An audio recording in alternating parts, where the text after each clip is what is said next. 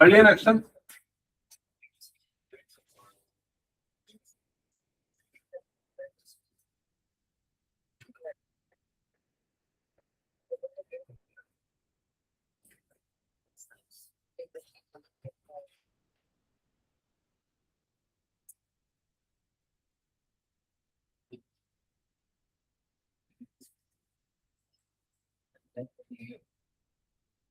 सब जल्दी से क्वेश्चन पढ़ो, फिगर ड्रॉ करो फटाफट। हो गया फिगर? वैल्यूज एक बार लिख लो।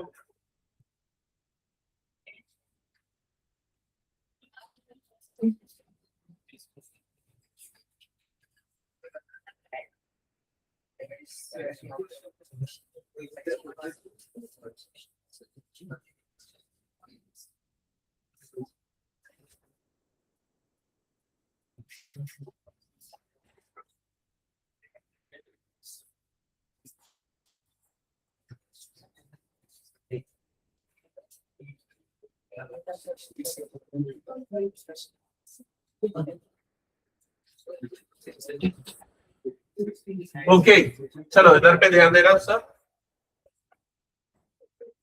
सो क्वेश्चन में क्या कह रहे हैं? Statue 1.6 metre tall stands on a top of a pedestal. तो सबसे पहले ये एक पेडेस्टल है, सपोज ये पेडेस्टल हो गया, ये हॉरिजॉन्टल लेवल हो गया।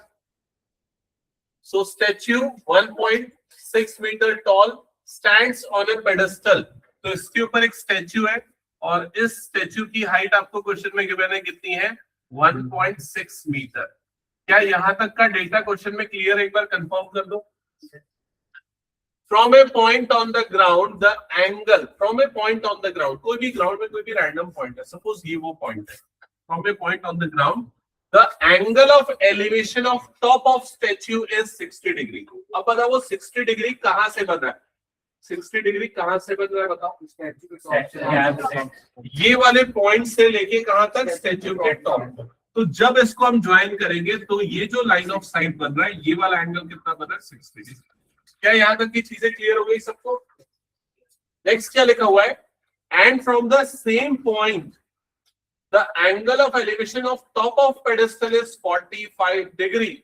इसी पॉइंट से पेडेस्टल के टॉप, पेडेस्टल का टॉप मतलब ये हुआ ना, पेडेस्टल के टॉप का एंगल ऑफ एलिवेशन कितना बन रहा है? 45 डिग्री। क्या यहां तक भी समझ में आ गया सबको? बातें निकल सामने, ध्यान दो। यहां तक clear? Find the height of the pedestal. तो पेडेस्टल की हाइट फाइंड आउट करनी है। तो अज्यूम कर लेते हैं कि पेडेस्टल की हाइट कितनी है? x। तो ये सबका फिगर बन गया क्या? कंफर्म कर लो। अब हम यहाँ पर ये ट्राइंगल्स की मार्किंग कर लेते हैं। तो सबसे पहले ये वाले ट्राइंगल को मैं ले लेता हूं A, B, इस वाले वर्टेक्स को लेता हूं C और इस वाले वर्टेक्स को लेता हूं D। यहां तक ओके? हमेशा पहले छोटे वाले ट्राइंगल को लो, कैलकुलेशन इजी होगा। तो छोटा वाला ट्राइंगल और राइट एंगल ही लेना ऑब्वियसली, ठीक है? मतलब ये मत करना कि ACD ले लिया, ACD राइट एंगल नहीं है। तो कौन से ट्राइंगल को लेंगे हम यहाँ पर? ABC। क्या बाकी बच्चे सो रहे क्या? कौन सा ट्राइंगल लेंगे बोलो जल्दी? Triangle ABC। तो सबसे पहले ट्राइंगल ABC लेते हैं। ट्राइंगल ABC अलग से एक बार छोटा सा ड्रॉ भी कर लो ताकि क्लियर हो। ये हो गया A, ये हो गया B और ये वर्टेक्स हो गया C। यहां तक ओके? चलो अब इसमें बताओ, ये जो आपका एंगल है, ये वाला एंगल कितना बन रहा है? ये एंगल कितना है? बाकी लोग ध्यान दे रहे हैं? कितना है ये एंगल? 45। और इसका परपेंडिकुलर कितना है? परपेंडिकुलर अपन ने कितना ले रखा है? x। पिछली क्लास याद है मैंने बताया था क्या चीज? अगर कभी भी ये 45 बनेगा तो परपेंडिकुलर और बेस हमेशा क्या हो जाएगा? मतलब बेस भी कितना आ जाएगा? x। ठीक है, लेकिन आपको उसको लिख के बताना पड़ेगा कि कैसे हुआ। तो कैसे लिखेंगे इस चीज को हम? tan theta is equal to perpendicular upon base. tan theta की वैल्यू कितनी होगी? 45। परपेंडिकुलर हो गया x और बेस की जगह पे क्या आ जाएगा? AB। फिर tan 45 की वैल्यू होती है 1, that is equal to x upon AB। फिर उसको क्रॉस मल्टीप्लाई करेंगे। So AB is equal to कितना आ गया x, मतलब इस ट्राइंगल का बेस भी कितना हो जाएगा x। यहां तक डन, एक बार कंफर्म कर लो सभी, हो गया। नेक्स्ट अब कौन सा राइट एंगल ट्राइंगल लेंगे? ABD, सबसे बड़ा वाला राइट एंगल ट्राइंगल, सबसे बड़ा वाला राइट एंगल ट्राइंगल जिसका नाम है ABD। देख लो, ड्रॉ करो जल्दी से ABD वाला ट्राइंगल।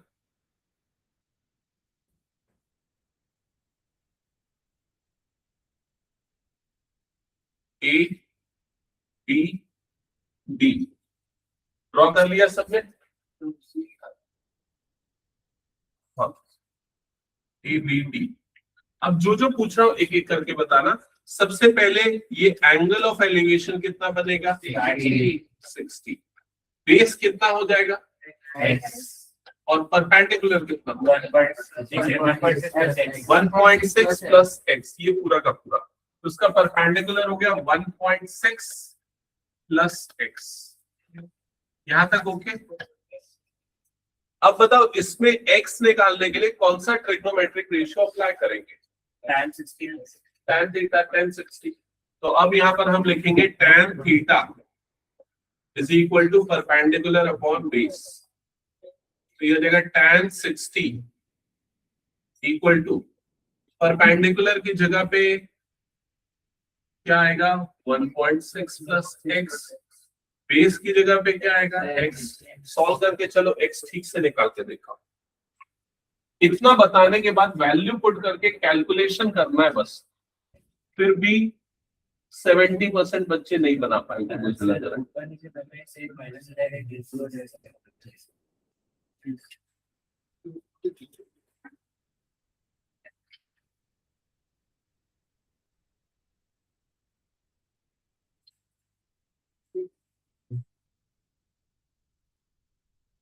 सब अपने अपने आंसर्स बताएंगे ना सभी?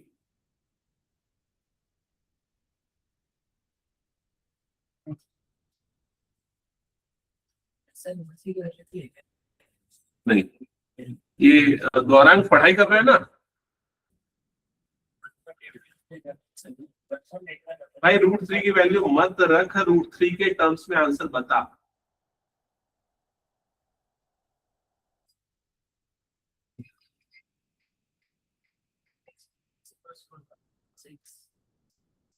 मैं क्या बोल रहा हूँ? √3 की वैल्यू रखने नहीं बोल रहा हूं ना मैं, आंसर √3 के टर्म्स में बता।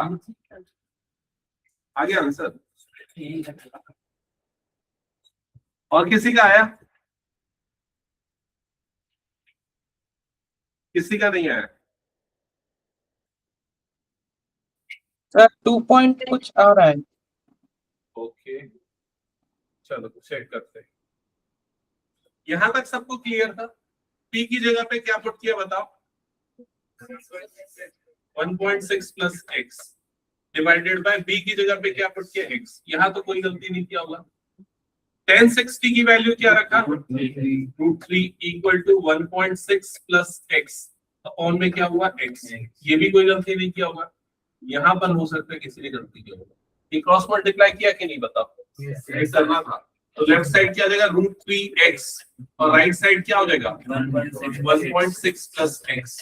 क्या यहाँ तक आया बता दो? अब आपको निकालना क्या है? x। तो x निकालना है तो x वाले को एक तरफ भेज दो। तो ये क्या हो जाएगा? √3x minus x equal to कितना हो गया? ये 1.6। क्या ये समझ में आया? बताओ जल्दी। फिर क्या करेंगे? अब क्या करेंगे? अक्षत बता। तो बिल्कुल ध्यान नहीं देते, इधर उधर देखते रहते। कहाँ देखते रहते? क्या करेंगे? x कॉमन लेंगे। x कॉमन निकलेगा तो क्या बच जाएगा यहाँ पर ब्रैकेट के अंदर? 3 माइनस 1 इक्वल्स टू कितना हो गया? ये 1.6। अब x निकालेंगे तो x इज इक्वल टू कितना आ जाएगा? 1.6 डिवाइडेड बाय 3 माइनस 1। किसी का आया था ये? बताया क्यों नहीं? क्या ये क्लियर हुआ बताओ? स्टिल हो सकता है बुक में आंसर नहीं दिया, वो 0.8 करके दिया है। बुक में 0.8 इंटू √3 प्लस 1 दिया होगा।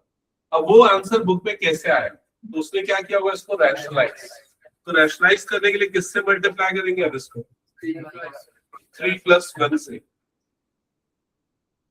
क्लियर हुआ। सो डिनोमिनेटर में एक टर्म क्या आ जाएगी, a + b * a - b, so it will be a² - b², clear. और न्यूमरेटर में क्या हो जाएगा 1.6 मल्टीप्लाइड बाय √3 + 1, क्या ये क्लियर है, कंफर्म कर लो एक बार। सो डिनोमिनेटर में क्या हो जाएगा इसके बाद 3 का स्क्वायर 3, 3 - 1 मतलब कि 2, तो डिनोमिनेटर में डायरेक्टली 2 लिख दूंगा तो समझ जाओगे ना सभी, समझ जाएगा। और इधर पे आ गया 1.6 मल्टीप्लाइड बाय √3 + 1, क्या ये क्लियर, ओके। अब 2 को 2 से डिवाइड कर देना है इसको, तो कितना आ जाएगा 0.8, so the answer will be 0.8 multiplied by √3 + 1, ये बुक का आंसर होगा। चेक कर लेंगे क्या ये समझ में आया, बता दो सभी।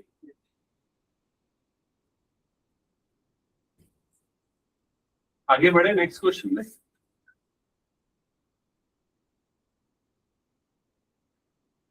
इनका हो गया, नेक्स्ट क्वेश्चन पढ़ना चालू कर दो जल्दी से। ये हटा दो ना, सबने नोट कर लिया ना, चलो ठीक है, नेक्स्ट क्वेश्चन पढ़ लेना।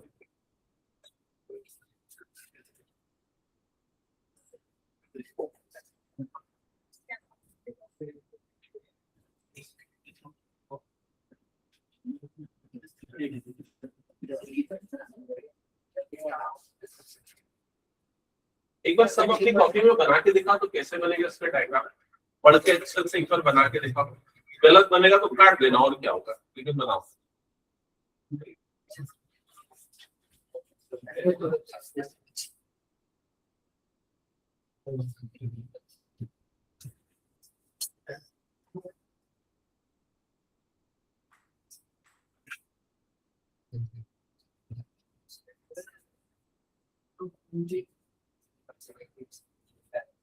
बन गया,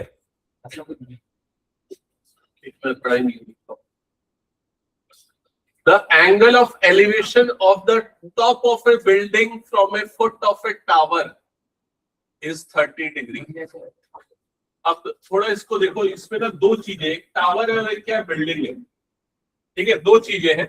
ये मान लो ग्राउंड लेवल हो गया, एक टावर है और दूसरा बिल्डिंग है, कौन सा बड़ा है, टावर बड़ा है कि बिल्डिंग बड़ा है, कैसे पता चला। The angle of elevation of top of building from foot of tower is 30, ठीक है।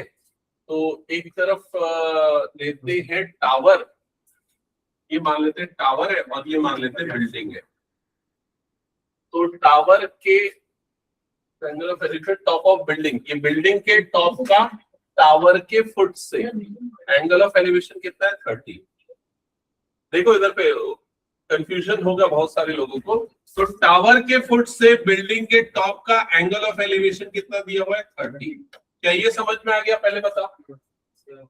फिर क्या बोल रहा है, and the angle of elevation of top of tower, tower के टॉप का बिल्डिंग के फुट से एंगल ऑफ एलिवेशन कितना है 60, तो यहां से यहां का एंगल ऑफ एलिवेशन 60 है, मतलब टावर बड़ा होगा। क्या ये समझ गए ना सभी, टावर क्यों बड़ा होगा, क्योंकि यहाँ एंगल ज्यादा बन रहा है, दैट्स व्हाई। तो ये वाला एंगल ऑफ एलिवेशन बन गया 60 डिग्री। क्या ये समझ में आ गया सबको। अब एक काम करते, इसकी मार्किंग कर देते, ये पूरा का पूरा जो दिख रहा है, तो इसमें सबसे पहले इसको मैं ए ले लेता हूँ, इसको बी ले लेता हूँ, इसको सी ले लेता हूँ और ये वाले वर्टेक्स को डी ले लेता हूँ, ठीक है। आखिरी एक लाइन बच गई, उसको एक बार पढ़ो, आखिरी लाइन में क्या लिखा है, टावर की हाइट कितनी गिवन है 50 मीटर, तो टावर की हाइट मतलब ये बीडी, बीडी की वैल्यू कितनी गिवन है 50, तो यहाँ पर बीडी की जगह पे 50 लिखेंगे। सॉरी टावर बोल रहा है क्या, हाँ टावर की हाइट मतलब ये पूरी हाइट कितनी हो गई 50 मीटर। और क्या फाइंड आउट करना है हमको, बिल्डिंग की हाइट, बिल्डिंग की हाइट क्वेश्चन मार्क। क्या ये समझ में आ गया? बताओ। अब इसमें दो राइट एंगल ट्राइंगल दिख रहे हैं, हम कौन से राइट एंगल ट्राइंगल को यहाँ पर लेंगे? देखो जिसमें 50 वैल्यू पता है अपन वाले को ले लेते हैं। तो जिसमें 50 पता है वो वाला ट्राइंगल, हाँ एबीसी वाले ट्राइंगल को लो और इसमें tan थीटा अप्लाई करके बेस कैलकुलेट कर दो।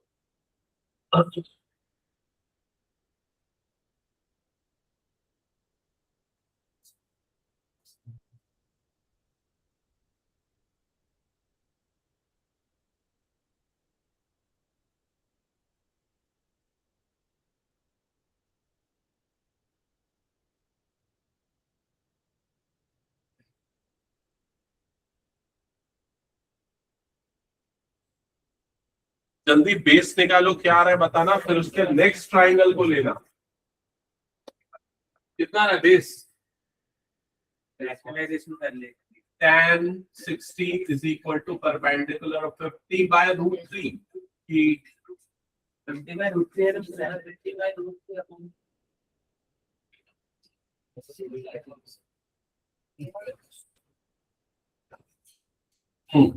फिर दूसरा वाला ट्राइंगल लेना।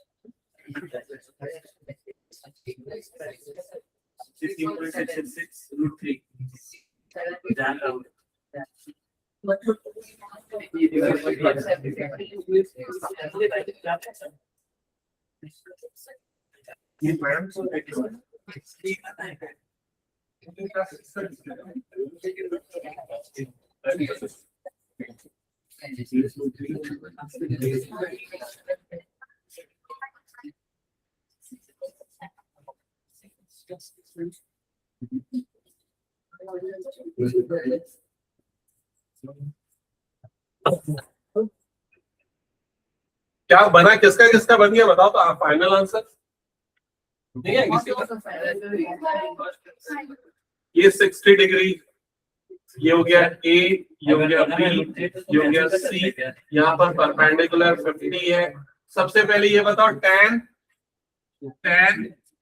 60 is equal to perpendicular upon base 50 upon AB, क्या ये अप्लाई किया बता दो जल्दी। tan 60 की value √3 equal to 50 upon AB, confirm करो ये काम किया। अक्षर कुछ सॉल्व किया कि नहीं यहाँ तक? ये इधर क्रॉस मल्टीप्लाई हुआ √3 AB is equal to 50, so AB की वैल्यू आ गई 50 ये कितने बच्चों का आ गया? AB आया सबका? ओके। फिर उसके बाद सेकेंड वाले ट्राइंगल को लेना है। सेकेंड वाला ट्राइंगल मतलब कि वो जो बिल्डिंग वाला बन रहा है, तो उस ट्राइंगल का नाम क्या है? उस ट्राइंगल का नाम है ट्राइंगल ABD। इसमें एंगल कितना बन रहा है? 30 डिग्री। और AB की वैल्यू यहाँ पर कितनी आ गई? 50 बाय √3, हमने निकाल दिया। कुछ बच्चे हो सकता है उसको रैशनलाइज कर लिए किया तो ठीक, नहीं किया तो भी देखेंगे बाद में। यहाँ तक क्लियर हो गया? अब आपको यहाँ पर BD की हाइट निकालनी है, यही बिल्डिंग है, तो अगेन कौन सा ट्रिग्नोमेट्रिक रेशियो यूज करोगे? tan। तो ये कितना हो जाएगा? tan 30 is equal to perpendicular upon base, so BD upon AB। तो tan 30 की वैल्यू कितनी कितनी होती है? अच्छा AB को पहले इधर क्रॉस मल्टीप्लाई कर दूं क्या? tan 30 into 1 into AB is equal to कितना हो गया? BD। यहां तक चेक कर लो, समझ में आ गया? अब वैल्यू रख देता हूं, तो tan 30 की वैल्यू मैं रखूंगा 1/√3। तो BD की AB की वैल्यू कितनी निकाली है? 50/√3, that is equal to BD। आ रहा है समझ में? तो आंसर कितना आएगा? 50/3, 16.6। तो BD is equal to 50/3 meters।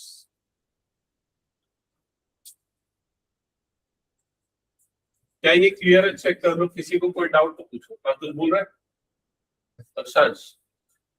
Doubt था सर? सबका हो गया? नेक्स्ट क्वेश्चन चालू करो।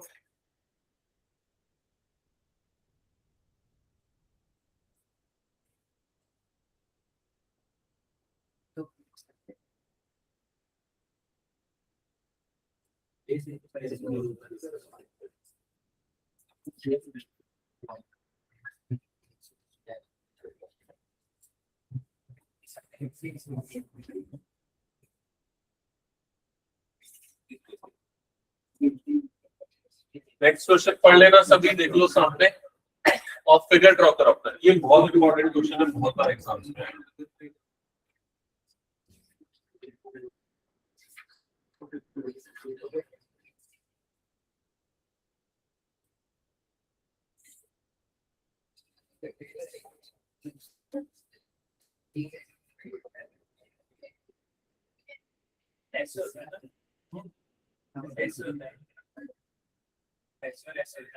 अपोजिट का है ऐसे।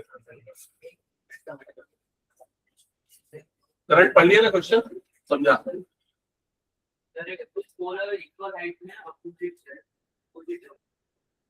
दो पोल है और रोड के अपोजिट साइड पे, जैसे मान के चलो ये रोड है, एक पोल इधर है, दूसरा पोल उधर है। क्या ये समझ में आ गया? और कुछ दिया हुआ है, 80 मीटर वाइड है रोड की विड्थ कितनी है? 80 मीटर वाइड। तो जो बच्चे क्वेश्चन पढ़ चुके हैं वो समझ गए होंगे। मान लो ये रोड है, दोनों तरफ एक एक पोल लगा हुआ है, दोनों पोल की हाइट एक बराबर है। क्या उनकी हाइट दी हुई है क्वेश्चन में? नहीं। तो क्या दिया हुआ है? ये जो रोड है उसकी विड्थ दी हुई है। कितनी है रोड की विड्थ? 80 मीटर, ये दिया हुआ है। यहां तक की चीजें समझ में आ गई। फिर ये 60 और 30 डिग्री जो है वो कहां से बन रहा है, कैसे बन रहा है? इस रोड के बीच में कोई एक पॉइंट आ रहा होगा, वहां से दोनों का एंगल ऑफ एलिवेशन आपको दिया हुआ है। तो सपोज पहले वाले पोल को मैं नाम दे देता हूँ AB, दूसरे वाले पोल को नाम दे देता हूँ CD, और बीच में कोई एक पॉइंट ले लेता हूँ E। यहां तक क्लियर हो गया? तो E से इस वाले पोल का एंगल ऑफ एलिवेशन कितना बन रहा है? 60 डिग्री। और इस वाले पोल का एंगल ऑफ एलिवेशन कितना बन रहा है? 30 डिग्री। क्या ये चीज समझ में आ गई? बता दो। अब क्वेश्चन में फाइंड क्या करना है? दोनों पोल्स की हाइट। तो अज्यूम कर लेते इन पोल्स की हाइट कितनी है? x। दोनों की हाइट सेम है, तो ये x और ये भी कितना हो जाएगा? x। क्या यहां तक समझ में आ गया? एक और चीज फाइंड आउट करनी है। ये जो, हाँ, ये जो पॉइंट है इसका पोल से डिस्टेंस कितना है? तो ये वाला डिस्टेंस अज्यूम कर लेता हूं कितना हो गया? y। ये वाला डिस्टेंस y। तो बताओ ये वाला डिस्टेंस कितना होगा? और BC की वैल्यू कितनी है? 80। तो ये वाला डिस्टेंस कितना हो जाएगा? 80 माइनस 5। क्या सारे बच्चों को ये सब समझ में आ गया? x ले लिया, ये y लिया, तो ये हो गया 80 माइनस 5। ऐसा नहीं कि बीच में है पॉइंट, बीच में होता तो एंगल बराबर बनते, इसकी कॉमन सेंस है ना? तो यहां तक क्लियर हो गया सबको? अब बताओ, अब इसको सॉल्व करने के लिए कैसे करें हम? कौन सा ट्रायंगल पहले ले लें? पहले छोटा वाला ले लेते हैं। छोटे वाले ट्रायंगल का नाम क्या है? ABE। तो लिखो सबसे पहले इन ट्रायंगल ABE। अरे मैं इसलिए लिया क्योंकि यहाँ x और y है, यहाँ पर 80 माइनस y ऐसा समझ आ रहा है ना, इसलिए। तो इन ट्रायंगल ABE। तो अब इसमें ये वाला एंगल कितना बन रहा है? 60 डिग्री। परपेंडिकुलर x है, बेस y है। तो कौन सा ट्रिग्नोमेट्रिक रेशियो यूज करेंगे? P/D, मतलब कि tan। तो लिख दो यहाँ पर tan 60 is equal to x upon y।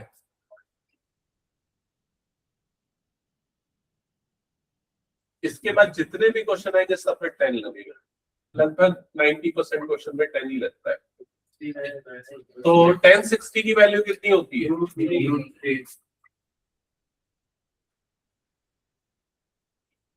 इसको ऐसे क्रॉस मल्टीप्लाई कर लेना। क्या ये क्लियर है? एक बार कंफर्म कर लो। अब नेक्स्ट ट्राइंगल लो।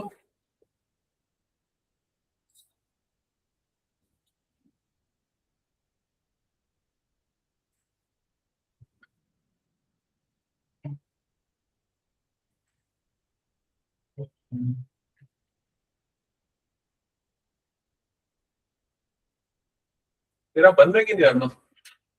पिछली क्लास में तो अपसेट था, तो कैसे समझ में आ रहा है? क्यों अपसेट था पिछली क्लास में? ऐसा फालतू फालतू अपसेट मत कर।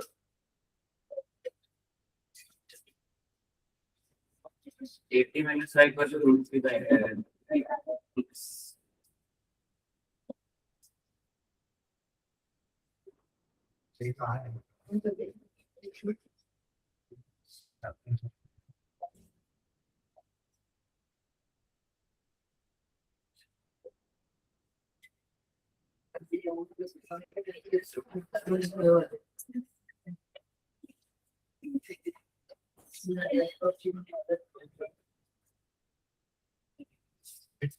सेकेंड वाला ट्रायंगल लिया सबने ना? तो अब अगेन इसमें भी कौन सा ट्रिग्नोमेट्रिक रेशियो लगा रहे हो? tan। तो ये हो गया tan 30 is equal to perpendicular upon base. तो परपेंडिकुलर x हो जाएगा और बेस कितना हो जाएगा? 80 माइनस 5। क्या ये क्लियर? कंफर्म कर दो। tan 30 की वैल्यू कितनी होती है? 1/√3 is equal to x upon 80 minus 5।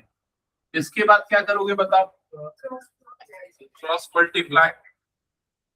तो ये गया यहाँ पर, ये गया यहाँ पर। तो 80 माइनस 5 इंटू 1 मतलब ये हो गया 80 माइनस 5 और इधर पे क्या गया? √3x।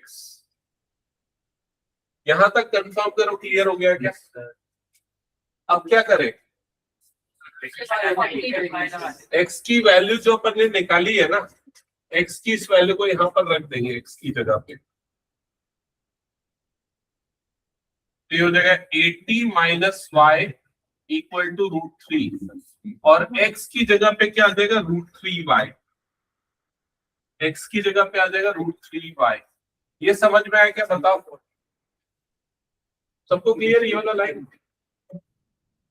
अब बताओ राइट लेफ्ट साइड तो ठीक है भाई, राइट साइड में क्या हो जाएगा? बोलो जल्दी। 3y। सबको क्लियर हो गया? अब y निकालने के लिए ना माइनस y को उठा के उधर पे भेज देते हैं। तो 80 is equal to 3y plus y। Confirm करो यहां तक हुआ? तो कितना हो जाएगा? 4y। 80 is equal to 4y। अब y निकालने के लिए 4 को डिनोमिनेटर में डाल दो तो 80/4 इज इक्वल टू y। 4 1 जा 4 2 जा, ये कट जाएगा। तो यहाँ पर y की वैल्यू कितनी मिल जाएगी आपको? 20। x की वैल्यू 20 तो y 20 मीटर आया। मतलब ये पॉइंट का यहाँ से डिस्टेंस 20 मीटर है और यहाँ से डिस्टेंस कितना है फिर? 60 मीटर। ये वाला डिस्टेंस हो गया 60 मीटर। अब पोल की हाइट पूछ रहा है। पोल की हाइट को अपन ने किससे डिनोट किया है? तो x तो था अपने पास √3y। y की वैल्यू डाल दो 20, तो √3 into 20। So the answer will be 20√3 meters। किसी को कोई डाउट यहां तक तो पूछ लो।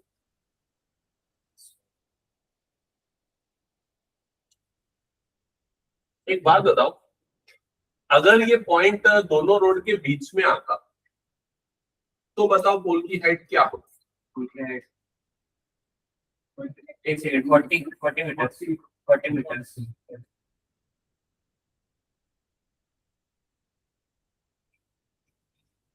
बाकी लोग क्या बोलते हैं?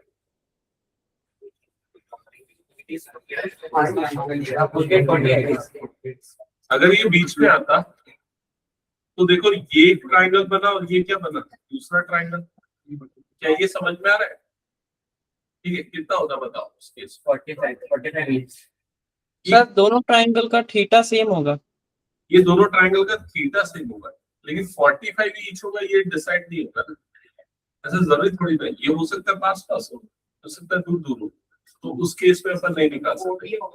हाँ पोल 40 हो गया। नहीं, क्यों पोल 40 होगा मिड पॉइंट अगर 40 भाई? अगर मान के चल ऐसे पोल बन रहा है, ये मिड पॉइंट है, समझ रहा है क्या? तो अभी ये वाली विड्थ अगर मान के चल 40 और 40 है, पोल लंबा हो गया तो क्या बराबर होगा? नहीं होगा ना। और वैसे ही हमेशा ये वाला एंगल 45 नहीं बनेगा, और डिपेंड करेगा कि वो कहाँ पर आ रहा है, वो मतलब एंगल कितना बना रहा है उसके ऊपर डिपेंड करेगा। ठीक है, अकॉर्डिंगली वो चेंज होगा, ऐसा नहीं कि हमेशा सेम होगा। ठीक है, हटा दो फिर इसको मैं। चलो नेक्स्ट क्वेश्चन पढ़ो।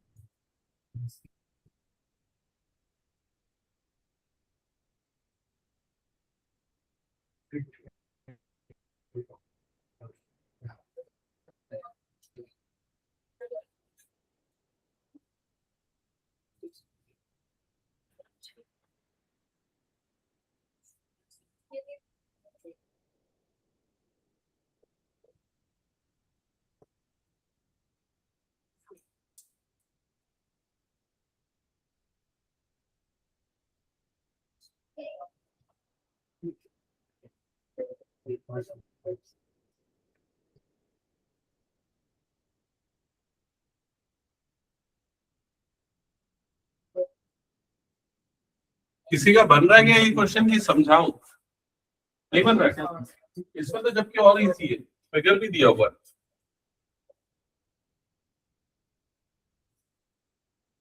A TV tower stands vertically on the bank of a canal. तो ये टीवी टावर है जो बैंक ऑफ ए कनाल पे स्टैंड कर रहा है, मतलब कनाल के एक किनारे पे। ठीक है, आगे लिखा है from a point on other bank directly opposite to the tower. तो ये टावर के अपोजिट में एक और किनारा है वो कैनाल का, उस पॉइंट से, मतलब कौन से पॉइंट से बोल रहे हैं? सी से। The angle of elevation of the top of the tower is 60 degree. Tower के टॉप का एंगल ऑफ एलिवेशन कितना है? 60 degree. From another point 20 metre away from this point, तो इस पॉइंट से 20 मीटर दूर एक और पॉइंट है, और फिर उस पॉइंट से क्या बोला? This point on the line joining the point of the tower point two the foot of the tower, the angle of elevation of the top of the tower is 30 degree. तो इस point से tower के top का angle of elevation कितना बन रहा है? 30 degree. Find the height of the tower and width of the canal. तो एक काम करते हैं, इसकी हाइट को हम अज्यूम कर लेते हैं x, टावर की हाइट को ले लेते हैं x, और कनाल की विड्थ को ले लेते हैं y। अब सबसे पहले कौन सा ट्रायंगल यूज करोगे बताओ इसमें? ABC, एकदम पिछले क्वेश्चन के जैसा है, x और y के बीच में रिलेशन मिल जाएगा। निकालो, बताओ क्या रहा है first equation? y equals to √3x।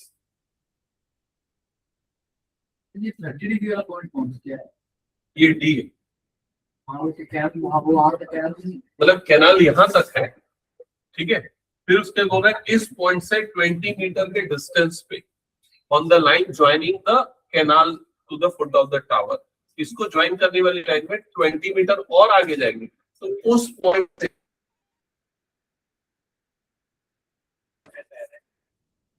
गलत किया, गलत है तेरा। किसी का और आएगा एक क्वेश्चन बता, खोज रहे खुद से, थोड़ा कोशिश कर, सुधार खुद से। x is equal to √3y, हाँ, और तेरा क्या था y इक्वल टू √3x, समझ गया क्या गलती है? So tan 60 is equal to perpendicular upon base, tan 60 हो गया √3, परपेंडिकुलर हो गया x, बेस हो गया y, ये ऐसे क्रॉस मल्टीप्लाई होगा तो √3y इक्वल टू x। क्या ये सबका आ गया? कंफर्म कर लो। ठीक है, अब हम कौन सा ट्राइंगल लेंगे बताओ नेक्स्ट? अब बड़ा वाला राइट एंगल ट्राइंगल जिसका नाम है ट्राइंगल ABD, ये वाला ट्राइंगल ABD। अब ये जो ट्राइंगल ABD है, इस ट्राइंगल ABD का बेस कितना है 20 + y, परपेंडिकुलर कितना है x, और एंगल कितना बन रहा है इसमें 30 डिग्री। क्या ये क्लियर हो गया? अगेन इसमें tan थीटा अप्लाई करो,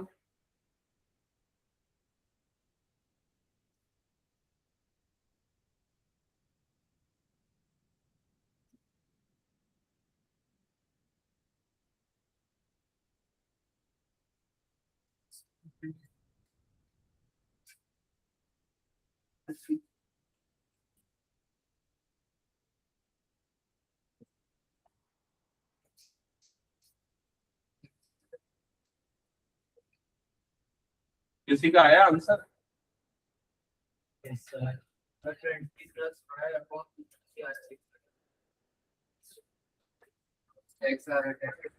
तो y 5 आ रहा है, 5 तो नहीं लग रहा यार, 5 नहीं आ रहा। 5 10 5 चलो एक बार देख लो, tan 30 is equal to x upon 20 + y, ये तो किया होगा सबने। tan 30 की वैल्यू रखा, इसमें किसी को डाउट तो नहीं है? tan 30 y की वैल्यू 10 आ ओके,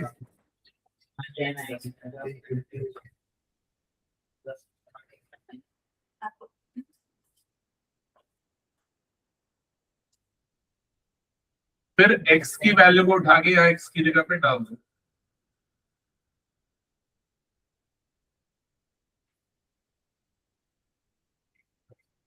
सर y की वैल्यू 10 आ रही है।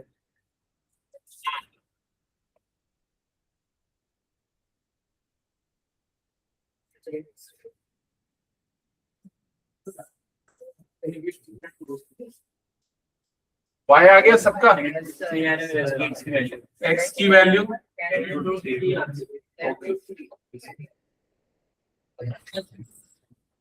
so height of the tower is 10√3 meter and width of the canal is 10 meter. That's it. सबका बन गया तो हटा दो। चलो नेक्स्ट क्वेश्चन चालू करो जल्दी। तो ये कैसा है ट्रिग्नोमेट्री, ये वाला एप्लीकेशन ऑफ ट्रिग्नोमेट्री, ये पिछले वाले से अच्छा तो कुछ भी नहीं है लेकिन। चलो नेक्स्ट बना के देखा।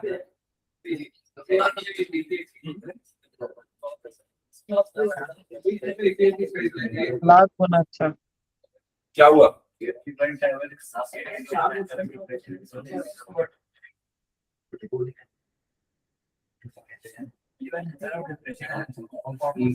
पढ़ना अच्छे से, ट्राई करो फिगर बनाने का। ओजस पढ़ लिया ना?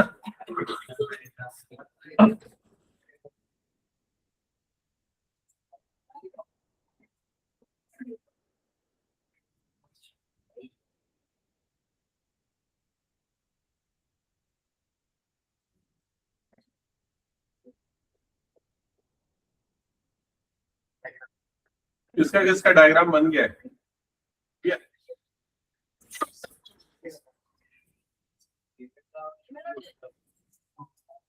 From the top of 7 meter high building, तो एक बिल्डिंग है, उसकी हाइट 7 मीटर है और उसके टॉप से angle of elevation of top of cable tower is 60 degree. तो देख लो ये ग्राउंड हो गया, ये 7 मीटर हाई बिल्डिंग हो गई और इस 7 मीटर हाई बिल्डिंग के टॉप से इस केबल टावर के टॉप का एंगल ऑफ एलिवेशन दिया हुआ है। कितना दिया हुआ है ये? 60। तो ये एंगल ऑफ एलिवेशन हॉरिजॉन्टल के रिस्पेक्ट में बनता है, तो ये वाला एंगल कितना हो गया? 60 डिग्री। क्या ये समझ में है? और पता भी चल गया कि भाई टावर जो है वो बिल्डिंग से बड़ा है, क्योंकि तभी तो उसके ऊपर में खड़े होकर भी ऊपर देखना पड़ रहा है। और फिर उसके क्या लिखा है? And the angle of depression of its foot is 45 degree. तो ये क्या बोलना चाह रहा है बताओ? कहां से नीचे देख रहे हैं? बिल्डिंग के टॉप से टावर के फुट तरफ। तो ये जो देख रहे हैं तो 45 डिग्री का एंगल कहां बनेगा? ये वाला, ये ध्यान रखना, 45 डिग्री वाला एंगल ये बनेगा। क्या ये समझ में आ गया? अब जल्दी जल्दी यहां पर देखो, बस 2 मिनट 1 मिनट सारे बच्चे देखो, अब तुरंत सारे आंसर्स पता चल जाएंगे। यहाँ पर देखो, सबसे पहले ये वाले ट्रायंगल को ऑब्जर्व करो, दिख रहा है सबको ये? क्या मुझे कोई बता सकता है ये एंगल कितना होगा? 45। क्यों 45 होगा? अब किसी को याद है ये अगर ट्रायंगल है, ये एंगल 45 बना तो बेस भी कितना आ जाएगा? तो ये 7। अगर ये 7 है तो ये भी कितना हो जाएगा? समझ में आई ये चीज? और ये वाला ट्रायंगल में अब ये वाली हाइट निकाल सकते हो ना तुम लोग? ये वाली हाइट निकाल सकते हो, क्योंकि 7 मिल गया, ये 60 और x निकालना है, ये मिल गया, और ये वाली हाइट भी कितनी हो जाएगी? 7, क्योंकि पैरेलल है ना दोनों, रेक्टेंगल बन रहा है। तो 7 प्लस x निकालो, x और 7 ऐड कर दो, that will be your answer.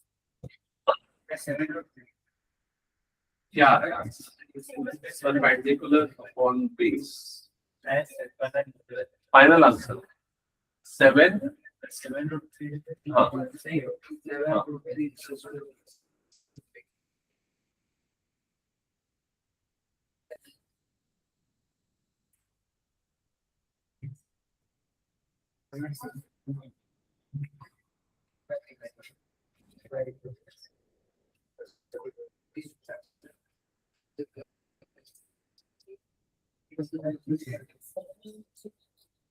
x की वैल्यू 7√3, टावर की हाइट 7 प्लस 7√3 हो गया सबका?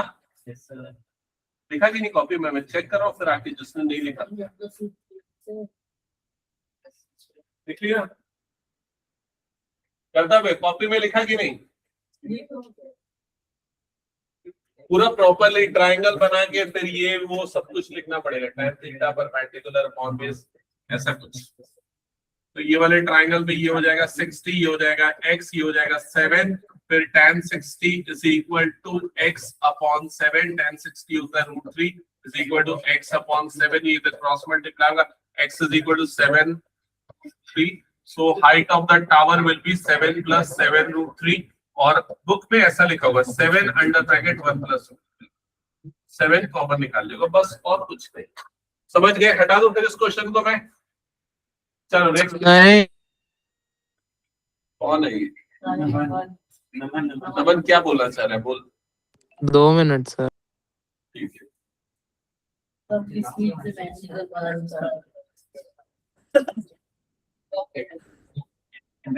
बाकी जिनका हो गया नेक्स्ट क्वेश्चन पढ़ लो, बुक तो है तुम लोगों के पास।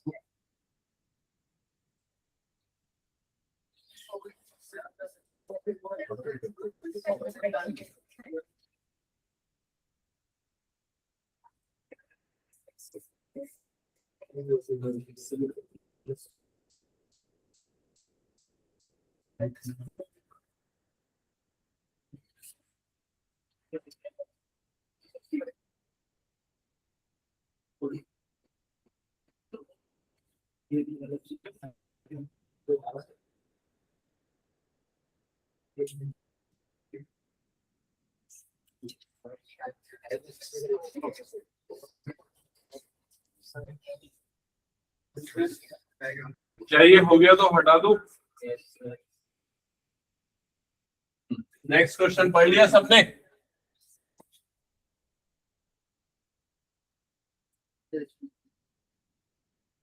As observed from the top of 75-meter high lighthouse from the sea level, the angle of depression of ships are 30 degree and 45 degree. If one ship is exactly behind the other on the same side of the lighthouse, find the distance between the two ships. कितने बच्चों को समझ में आ गया ये question या diagram बन गया? नहीं बना? इनका नहीं बना सामने में एक लाइट हाउस है। लाइट हाउस सुना है कि नहीं? देखा है क्या? मूवी वगैरह में देखा होगा। एक ऐसा लाइट हाउस है और ये सी लेवल हो गया। ठीक है, लाइट हाउस क्यों लगा होता है पता है कि नहीं? वैसे लाइट फेंकता है ताकि ओशन में जो सी है, सी रॉक्स है, शिप्स को वो देख सके या डायरेक्शन देख सके, जो भी कोई। तो इस तरीके से वहां के टॉप से एक पर्सन है, वो दो शिप्स को देख रहा है, वो वन बिहाइंड द अदर। ऐसा एक शिप है, उसके पीछे एक दूसरी शिप है। ठीक है, इस तरीके से दो शिप्स है। जब वो देख रहे हैं तो एंगल ऑफ डिप्रेशन बन रहा है। कितना बन रहा है? 45 एंड 30। तो ये एंगल ऑफ डिप्रेशन हॉरिजॉन्टल से बनता है। तो एक एंगल ऑफ डिप्रेशन ये, एक एंगल ऑफ डिप्रेशन ये। समझ में आ गया? तो अब ये वाला एंगल कितना होगा बताओ? ये वाला एंगल हो जाएगा 30 डिग्री और ये वाला एंगल कितना हो जाएगा? 45 डिग्री। क्या यहाँ तक की चीजें क्लियर हो गई? लाइट हाउस की हाइट कितनी है? 75 मीटर। ये वाला एंगल कितना बनेगा बताओ? ये एंगल अगर 45 है तो ये एंगल भी कितना हो जाएगा? 45। क्या ये समझ गए? तो पहला शिप कितना दूर है पता चल गया ना? ये 45 बनता है तो ये दोनों सेम हो जाता है। तो ये 75 तो ये भी कितना हो जाएगा? 75। और ये वाला एंगल कितना बनेगा बताओ? 30। तो ये वाला डिस्टेंस तुम लोगों को निकालना पड़ेगा। मान लेते हैं ये वाला डिस्टेंस कितना हो गया? x। अब सॉल्व ऑल करो और ये वाला डिस्टेंस मैं डायरेक्टली लिख दूं क्या? 75। सब समझ गए ना 75 कैसे आता है? ये इसको शो करना पड़ता है।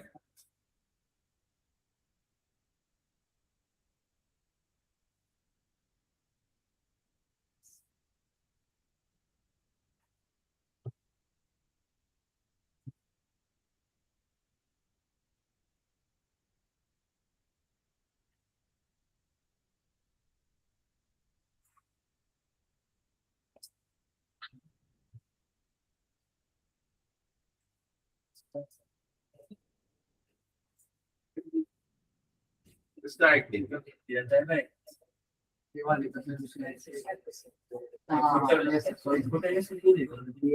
इसकी जरूरत ही क्या है?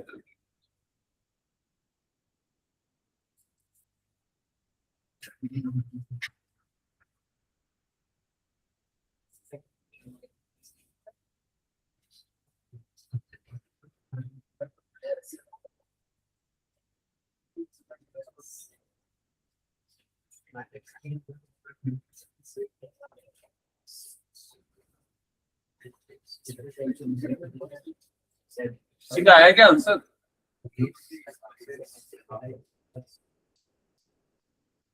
पहला वाला 75 निकालने में तो कोई प्रॉब्लम नहीं है ना। लिखने का तरीका मैं बता नहीं रहा हूँ तो चलेगा ना सबको? ऐसा एग्जाम में डायरेक्टली नहीं लिखना है तुम लोगों को, तुम लोगों को शो करना है। बट अभी के लिए मैं समझा दिया कि कैसे आएगा वो।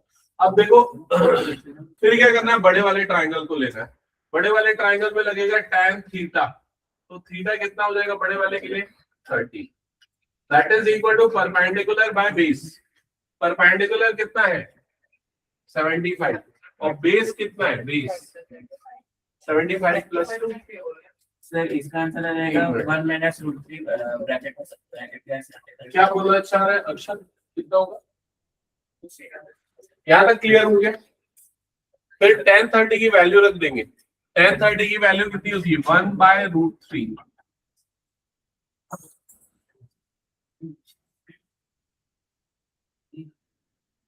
देन क्रॉस मल्टीप्लाई, ये इधर जाएगा ये इधर जाएगा।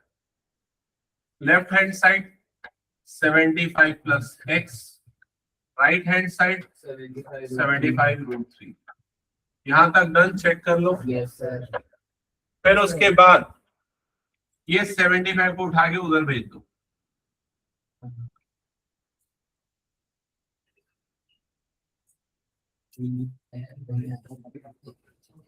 आया समझ में? बताओ फिर क्या करेंगे? ये मतलब अब क्या करेंगे बताओ? Common लेंगे। 75 कॉमन, √3 - 1, दैट्स इट। ये आंसर है। तो ये क्या बता रहा है? ये बता रहा है दोनों शिप के बीच का डिस्टेंस जो आपको क्वेश्चन में निकालना था। क्लियर हो गया? आगे बढ़े, नेक्स्ट क्वेश्चन। चलो एक लास्ट क्वेश्चन है, इसको मैं हिंट करूंगा। नहीं यार ये नहीं बता पाओगे, हिंट करते कैलकुलेशन में गलती कर सकते हैं। ये वाला क्वेश्चन, ये वाला क्वेश्चन बताना पड़ेगा। चलो सब में से एक नया क्वेश्चन दे देता हूँ, ठीक है? क्वेश्चन नोट करना।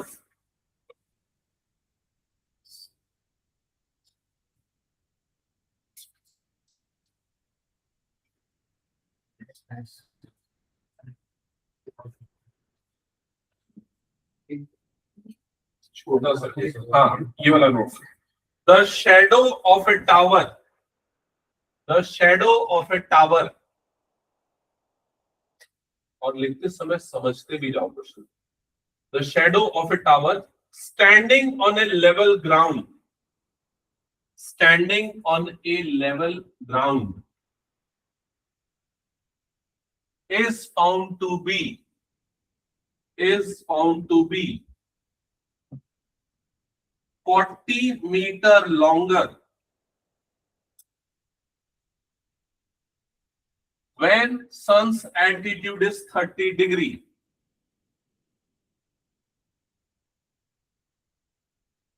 When sun's altitude is 30 degree, then when it was 60 degree, then when it was 60 degree, ये ठीक से लिखा कि नहीं? ठीक है, तो इसमें बोल रहा है the shadow of a tower standing on a level ground is found to be 40 metre longer when sun's altitude is 30 degree, then when it was 60 degree. Full stop. Find the height of the tower. बस इतना सा,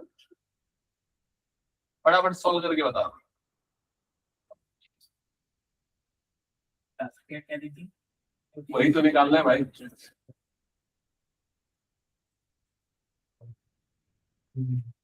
कितने बच्चों को question समझ में नहीं आ रहा? हाथ उठाओ जल्दी। बस इसको नहीं है, बाकी सबको आ गया।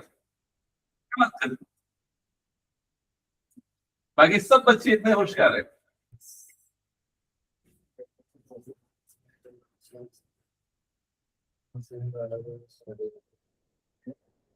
देखो ऑनलाइन में नमन को नहीं आया, सच बोल रहा हूं। सर नहीं आया। फिर राहिल है। अच्छा राहिल है क्या?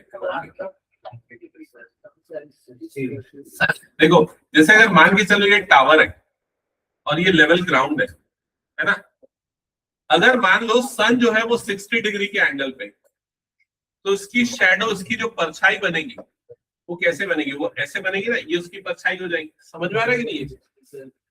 और अगर मान लो सन 30 डिग्री के एंगल पे आ गया, 30 डिग्री मतलब थोड़ा नीचे आ गया, इधर आ गया, तो अब जो उसकी परछाई बनेगी, अब उसकी परछाई थोड़ी लंबी बनेगी। ऐसे ही होता है कि जितने अगर टॉप पे है सन तो परछाई क्या बनती है? 0, शैडो 0। जैसे जैसे एंगल बढ़ते कम होते जाएगा वैसे वैसे शैडो की लेंथ क्या होते जाएगी? बढ़ते जाएगी।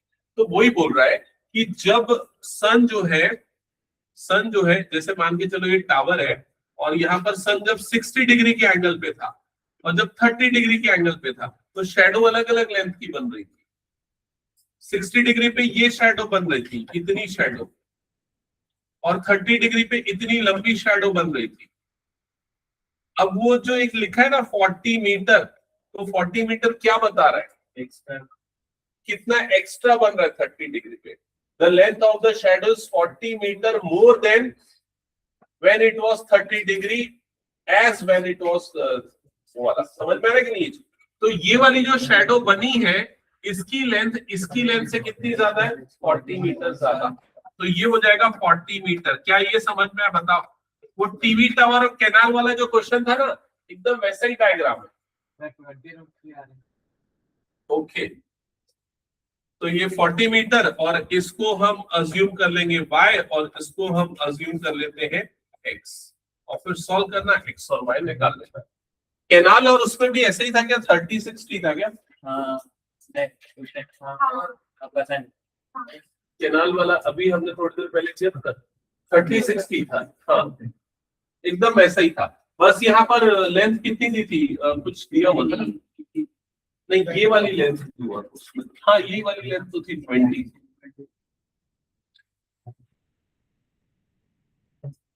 हो गया सबका? जल्दी बताओ.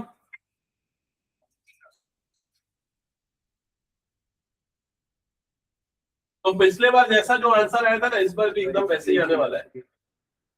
जैसे पिछले बार y की वैल्यू कितनी आ गई थी? 10. तो इस बार क्या 20 आएगी?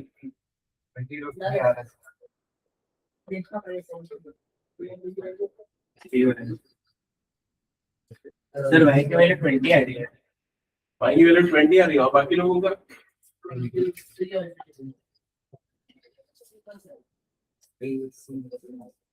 भाई देख लो पहले. यहाँ पर tan 60 is equal to x upon y हो जाएगा. tan 60 होता है √3, तो √3y is equal to x हो जाएगा. फर्स्ट इक्वेशन ऐसे बन जाएगी. सेकंड वाले में आओगे तो tan 30 is equal to perpendicular upon base, तो x अपॉन y प्लस 40 हो जाएगा. tan 6 ये होता है 1 upon √3 is equal to x upon y plus 40. फिर उसके इधर क्रॉस मल्टीप्लाई करोगे y plus 40 is equal to √3x. ठीक है. सो y की वैल्यू ये रख दोगे तो 20 आ रहा है भाई. हाँ,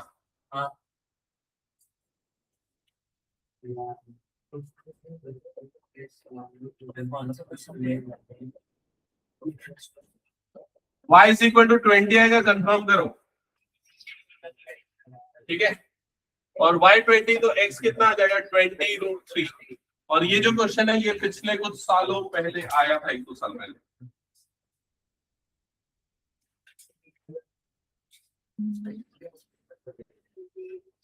और ये क्वेश्चन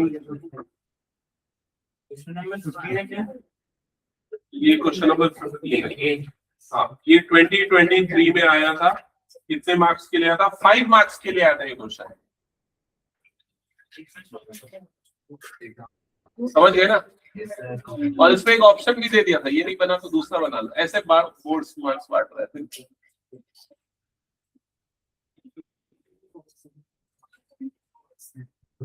हो गया, हटा दे इसको.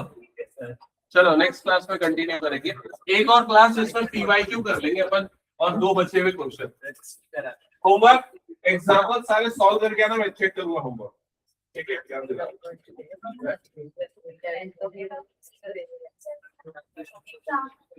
कब है?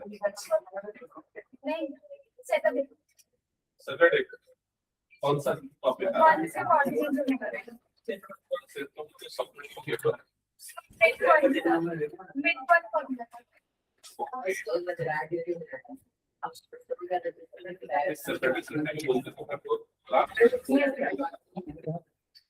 वाली वीक में भी मिलता है, नहीं मिलता है. बाकी